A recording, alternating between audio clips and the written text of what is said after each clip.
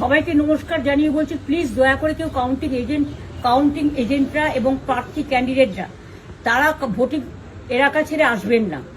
Strong রুমে যেখানে counting হচ্ছে, মানে সেন্টারে, সেখান ছেড়ে কেউ আসবেন না। এটা বিজেপির প্ল্যান।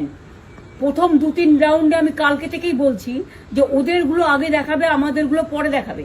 এবং অনেক জায়গায় 2-3 রাউন্ড কাউন্টিং করার পরে প্রায় 100টা জায়গায় কাউন্টিং বন্ধ করে রেখে দিয়েছে। এবং কল্যাণীতে ধরা পড়েছে 7টা মেশিন, যেখানে কোনো মিল নেই। এটা টোটাল ফোর্স, পুলিশ সেন্ট্রাল ফোর্সকে দিয়ে চারিদিকে তৃণমূল কংগ্রেসের উপর অত্যাচার করছে, অফিস ভাঙছে, জোর করে দখল করছে। এসআইআর নামে আপনারা দেখেছেন ভোট লুট করেছে যাতে যে সিটগুলো জিততে পারে। কিন্তু এখনো এমন 70টা সিট আছে, 100টা সিট আছে যেগুলো আমরা এগিয়ে আছি, সেগুলো বলছে না। টোটালটাই মিথ্যে নিউজ খাওয়াচ্ছে। আগে ডিআইসিও এই খবরগুলো দিত, কিন্তু তাকে কালকে চেঞ্জ করে দেওয়া হয়েছে।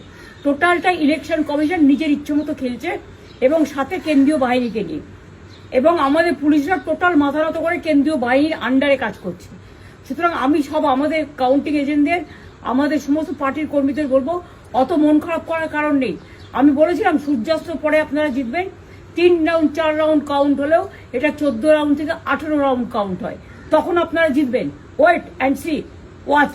আমরা সবাই আপনাদের সাথে আছি, আপনারা কেউ ভয় পাবেন না, নিশ্চিন্তে থাকুন। আমরা বাঘের বাচ্চার মতো লড়াই করে যাবো।